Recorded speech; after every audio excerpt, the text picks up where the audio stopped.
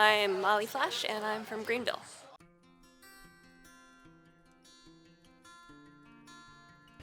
Courtney was very independent. I once said to someone that if I could teach my child to be anything, it would be to be independent. Independent people aren't followers and tend to stay out of trouble. And I don't know what we did to instill that in her, but it certainly was a big part of her personality and who she was. She was just born that way. she really was. She was extremely intelligent. And I know that's Papa speaking, but she was very smart. She found passion in anything. She immediately mastered it. I mentioned she learned to play the flute. We picked up the flute on Friday afternoon. She disappeared into her bedroom all weekend and came out Monday. She could play the flute. Just like I say, when she found a passion for something, she would master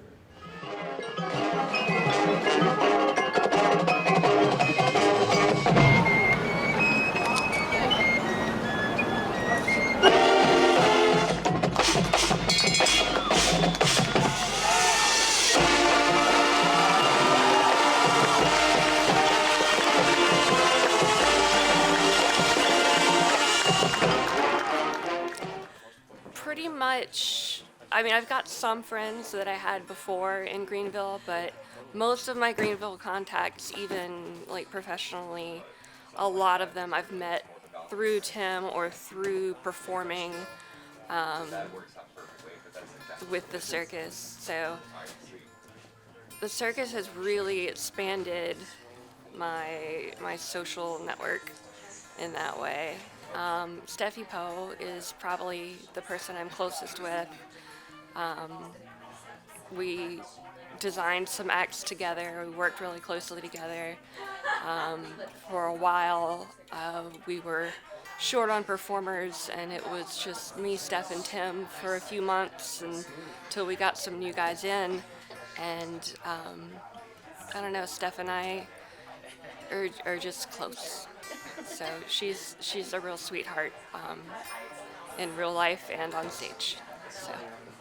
So one day one summer, I was constantly running from Cleveland Park to Falls Park. And one day I was going for a run and I made it into the Falls Park area and I was passing the Shakespeare stage. And I look over and I see this girl just over there by herself, hula hooping. And I was like, oh, a fellow hooper, I have to go say hi. So I ran over there and I was like, hey, hi. Don't think I'm awkward or anything, but I just wanted to say hey. And, I hula hoop too. I thought it'd be really cool to talk to you. And she was very welcoming. She was more than happy to talk for a bit. And we introduced ourselves, and then I said, well, I'll let you get back to what you're doing. I'm gonna continue on my way. And after that, I want to say that was probably like July or August of 2013. And that fall, I think it was probably like November, we had circus practice at Garage Mahal, and I'm doing my own thing, and all of a sudden I hear someone walk through the door, and it's a girl with curly hair, and she's first talking to Tim because he was the closest to the door, and I hear her say her name, Courtney, and I'm like, okay, that sounds really familiar. And she, oh my gosh, it's her. I'm like, this is so weird. And so I go over there and I'm like, do you remember me? I ran over to you that one day. And she was like, yeah. And it was just really weird how we were pretty much meant to meet. Some people, when they start, they come with no skills, no talents, they're clean slate. Some people don't know what they want to do, and so they have to try everything out. When she came in, she already had a little bit of an idea of hula hoop. She already had martial arts practice in her history, so she had body awareness. but everything else was kind of wide open. She really enjoyed watching us do fire. She enjoyed watching the aerial thing. She enjoyed, you know, because it's like a big playground, you get to see other people who are really good, you get to see other people who are just learning, and so she was very open-minded about the possibilities. So she worked on some magic and illusion, she did a lot of choreography with Steffie, worked on costumes, that sort of thing. So she was a very creative individual. She did find a passion for the circus, the hooping, the friendships, the performance. Was just in her center, and it filled an important place for her. I started doing Playing with Fire maybe 6 to 8 months after I started hoop dancing. And then I bought my own wigs, which was a big step, maybe a year after I started. And it's one of those things where when you're performing, you know that it's dangerous, but you know you have these rules in your head of this is how you do, and as long as you stay within your parameters of how to control the situation, you feel confident and you feel safe, and it's fun. It's a rush. So I met Courtney right after she got to Greenville.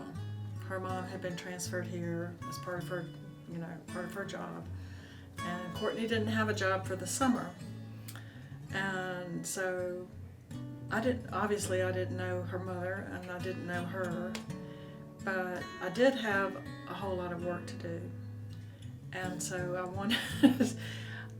I thought, well, there's a live body and someone who needs a job, and so I think she thought the same thing. Oh, there's a live body and someone who's going to hire me, and if I don't like it, I don't have to, I don't have to stay. And the nice part about Courtney was that she was not manic. She did not get caught up in the drama or the tension that you have when you're under a big, a lot of deadlines. And so that's one of the reasons I loved having her work for me so much, was because I would get all bent out of shape and how am I going to get this done, and I've got to do this and this and this and this, and she would just be calm. And she really brought a lot of calmness to me when she was working for me, and I appreciated that.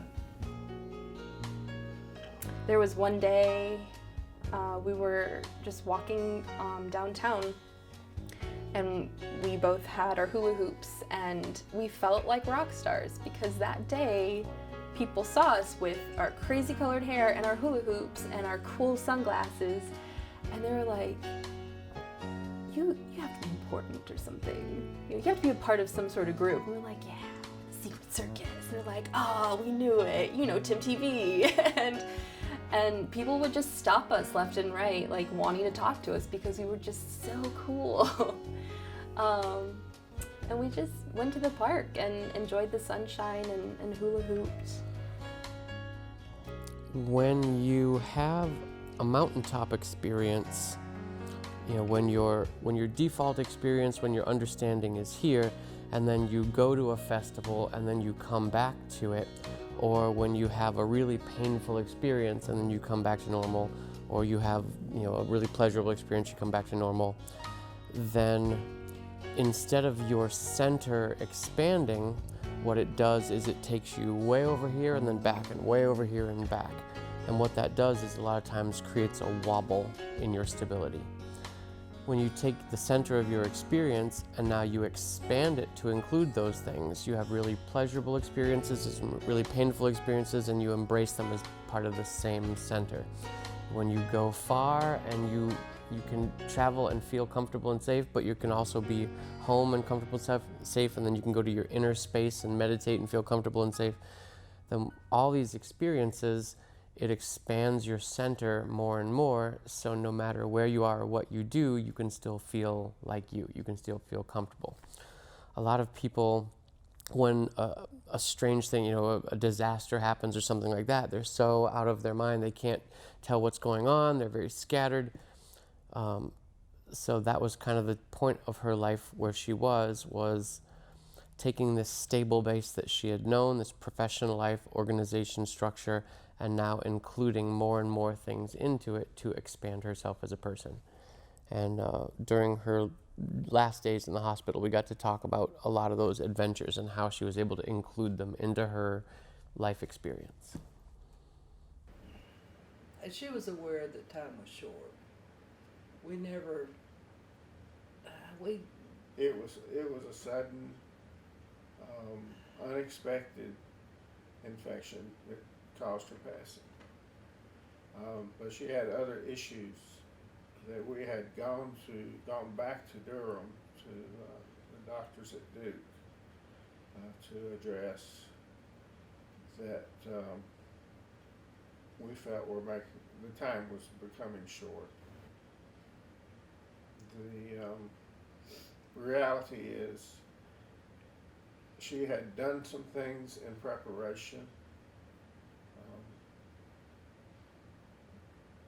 but she was still doing things to live, preparing to continue.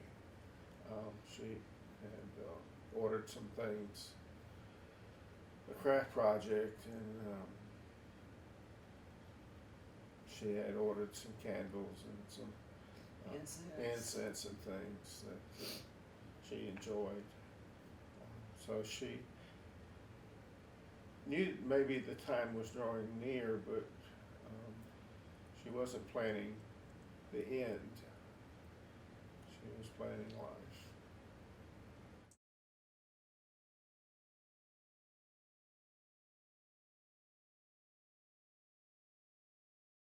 they set this, I guess it was Tim, somebody had built this Phoenix, and then he set it on fire with oil the fire, and they had little campfire kind of things all around. And in the end, they were out there doing a fire dance, and Courtney said, "Why don't you go dance with them?" And I said, "Well, I know you can't, and I would feel sad for you."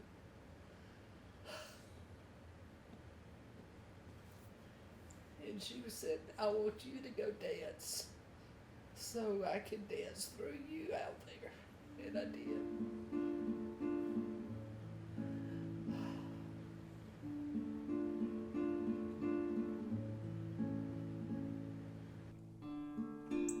It was the week before Valentine's Day.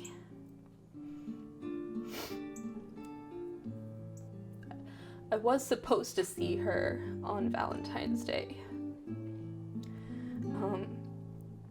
But when I called her to see if she was still up for me coming to see her, she said that she was packing because they had to drive all the way to Duke.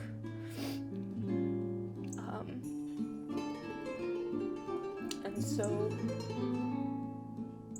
I didn't get to see her because, being that it's Valentine's Day, if you have a significant other in your life, you want to be with them. So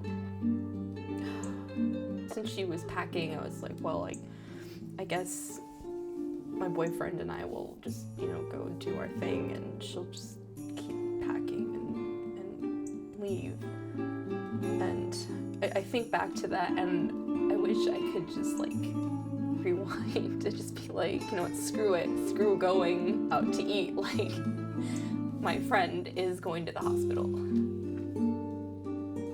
I definitely I learned a valuable lesson from that.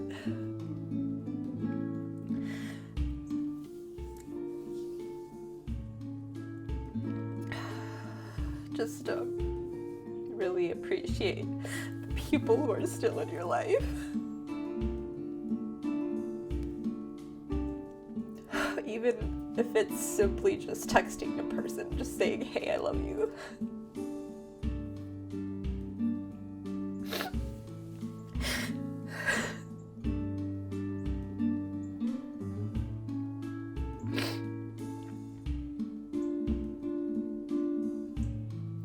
never know when they're gonna be sucked away.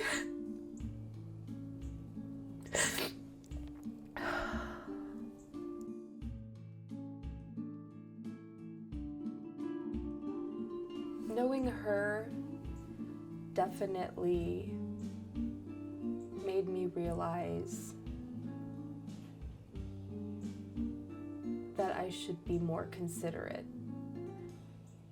I feel like I've always been like a considerate person and a good friend to some people. But she hit a whole other level of that. Of just really putting more thought into what people needed, you know, emotionally, or even if it was something materialistic like a birthday gift. Like she'd put like so much thought into these things, and that was just something that I noticed like very clearly about her, and I admired that a lot. That day in Durham, we had taken a wheelchair with us,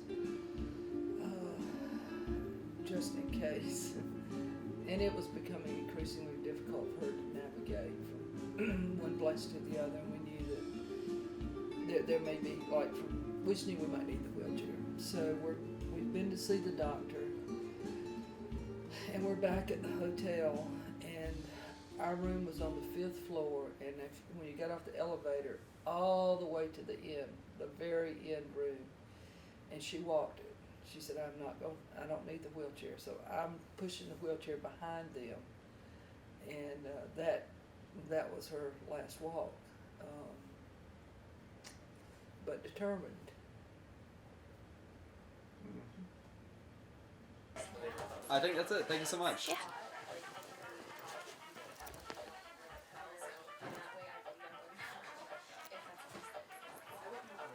Yeah, just sit down. Thank you. Ugh.